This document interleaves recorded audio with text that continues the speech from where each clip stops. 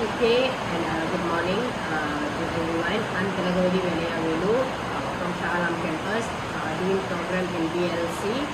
And today I'm going to present assignment 1 and not 2. And also good day to our lecturer, Madam Nabila. First of all, I want to say thank you. Okay, I'm going to start on my presentation. Okay. Today the topic is Jual janji.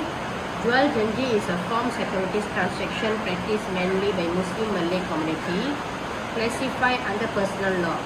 It is conditionally aimed to avoiding riba, interest, which is prohibited Sharia. The borrower temporarily transfer ownership to the lender using Form 14A. Once the loan is fully repaid, the land is returned to the borrower. However, if the borrower defaults, the land is permanently retained by the lender, called Jual putus. And the court won't help the borrower reclaim it. Example in case Tengku Zahara versus Che Yusuf Briggs, J. The whole purpose of Jual janji transaction is to provide a procedure of securing a loan without integrating the provision of usury, which is binding on the conscience of good Muslims. Okay, another case as example, Ganapati Pillai, Jual janji can also be practiced among non-Muslims. However, problems arise in determining whether the transaction between parties is purely a contract of sale or security transaction. With the introduction of National Land Court 1965, all land dealings, including Jual janji, had to follow mandatory registration procedure. This means that Jual janji transaction had to comply with formal land transfer rules.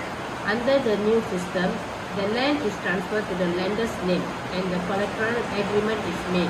This agreement ensures the lender must return the land to borrower once the loan is fully repaid. Okay, for here got some key elements of Jual janji. One is lender, the person who provides the money, the creditor. Second, borrower, the person who needs and receives the money, the debtor. Third, loan, a fixed, usually small amount based on the borrower needs, not the land's value. For land, acts as security for the loan to guarantee repayment. If the borrower defaults, the land is used to recover the debate. 5 is a collateral agreement between lender and borrower. Under the collateral agreement, they say land will be in the same of the lender. The lender is obligated to transfer the said land back to the borrower even the full repayment with the specific time. A judicial view on Jual janji. Since 1970, courts have debated whether Jual janji is a true sale or security transaction. The collateral agreement for retransfer of land is seen as a contractual right, not the guaranteed transfer. This right can be lost over time due to statute of limitation. Two legal interpretations. One is a strict interpretation. Jual janji is treated as a sale contract, split into two. Before NLC, customary practice. Under NLC, formal registration rules. Okay, the NLC is National Land Court. Okay, liberation. Second is liberation interpretation. Jual janji is viewed as the equitable security transaction, protecting the borrower's interest, more flexibility. Okay. Strict approach, time of the essence. Here the key principle is to collateral agreement does not grant real ownership right to the borrower, only contractual right. If the borrower fails to repay within the agreed time, they lose the right to reclaim the land. Before the NLC, there was a case who Haji Abdul Rahman versus Muhammad Hassan 1970. Here the fact, borrower transfer land to lender with an agreement to retransfer even full repayment within 16 months. He repaid the loan 18 years late. Court decision, Jual janji is not a mortgage, as only lion and charge are recognized as mortgage under Malaysian law. treated purely as a sell contract. Time was essential, and since the borrower missed the deadline, he lost the right to redeem the land. Quarter Lord Dundin, English equity principle should not apply as merchant law is different. In Wong Si Leng and Saraswati Amal, 1984, is a strict approach. Argument by respondent: the land transfer was a security and the right to redeem, repurchase should remain valid even after the time period expired. Here the court held the option to repurchase in the collateral agreement was purely contractual, not a legal interest in the land. Once the time expired, the court had no power to extend the period. The respondent lost the right to redeem as the agreement did not create any property right in the land. Okay. Position under NLC, example Ganapati Pillai case, I already mentioned, where the facts appellant sold his land to prevent foreclosure, and the court also held there was no trust between parties. Okay, exception to the strict approach, extension of time. General rule, time is essential. If the borrower missed the deadline, they lose the right to reclaim the land. Okay, example Ismail Haji Embong versus Lau Kong Han 1970 cases, exception to strict approach, extend time. Here plaintiff sold land and house to Lau with an option to repurchase within 8 months. Plaintiff failed to repay on time. Lender extended time requiring 40 ringgit monthly from the borrower. Later, land was transferred to Lau's son for estate planning. Here the court held there were two separate transactions, one for the land and one for the house, governed by different law. The land transfer was Jual janji, not mortgage. Option to repurchase, contractual right. However, since the lender agreed to extend the time was no longer to essence. Thus, the plaintiff would still redeem the land by paying the amount owed. Okay. Ali Shah Ismail, the court held the conduct the parties is entering to second agreement after the expire of the first agreement mean that the time is no longer of essence. In Muhammad Isa versus Haji Ibrahim, 1968, exception of strict approach, fraud or knowledge of a period. Okay.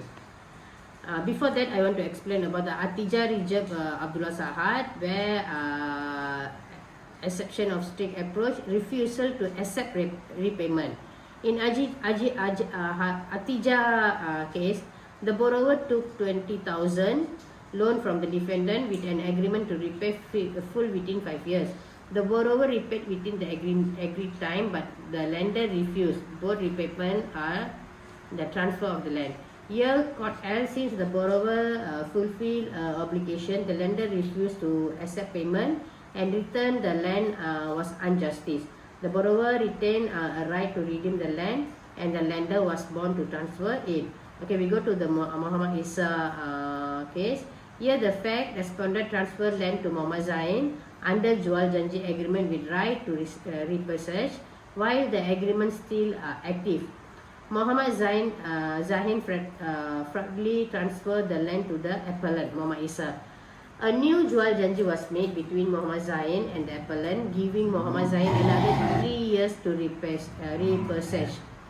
The appellant's son, witness, knew about the prior Jual janji between Zain and the respondent, informed the appellant. Here the court held transfer was fraudulent. Appellant had knowledge of the earlier agreement and the appellant was not a bona fide purchaser and therefore had no better little than the court voided the transfer and ordered the land to be returned to the original owner. Okay. Liberal approach, equitable security transaction. Under the liberal interpretation, Jual janji is treated as form of mortgage or equitable security. The collateral agreement, right to redeem the land, not just a contract of sale. The borrower retained the right to redeem even after the repayment period has expired. Therefore, time is not essence, and the focus is on fairness and intention rather than strict deadline. Here, the key principle is priority the borrower's right to recover their land, treating the transaction as a security agreement, not an outright sale. Okay, we focus on we see on the Yaqub bin Lebai Juso, Asiba binti Sa'ad case. Here, support liberal. Okay. Jual janji as mortgage security transaction. Here the facts. Appellant sold the land. Who agree separate agreement resell the land at the same time. Price within 3 years. Appellant remain the possession. After 3 months, respondent purchased the land, still giving right to the purchase. Here the court held transfer was intent as a security. It was a mortgage nature. The possession of the land by the appellant, it was claimed a loan agreement. Jobling J referred to Haji Abdul Rahman case, confirming that the true nature of the agreement is a mortgage, and therefore 3-year limit did not prevent appellant from remaining. The key takeaway: the case strongly support the liberal approach, where the court uphold the right to redeem and real intention transaction as a loan secured by land. Okay. Liberal approach. Jual janji as equitable mortgage. Facts: the plaintiff loaned 7,000 to the defendant. Jual janji agreement was made, allowing the defendants to repossess the land for the same amount, showing the real intention was to treat the land as a security for the loan. Okay, here the court held the defendant could still redeem because the agreement was a security agreement and time was not excess, because transaction was indebted as a mortgage, not a true sale. The right to redeem the land was not effected. The case confirmed under the liberal approach, intention prevailed over strict the timelines. If the agreement was meant to secure a loan, the borrower rights to redeem remains valid.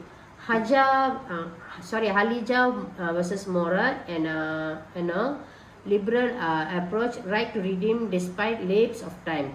Fact: respondent hand over possession to the appellant, return for the loan sum. Agreement stated that loan was repaid with 3 years. The lender would be returned to the respondent. If not repaid, would execute the transfer as a sale price equal to the loan. Appellant argue since 3 years had passed, she become a purchaser and equitable owner.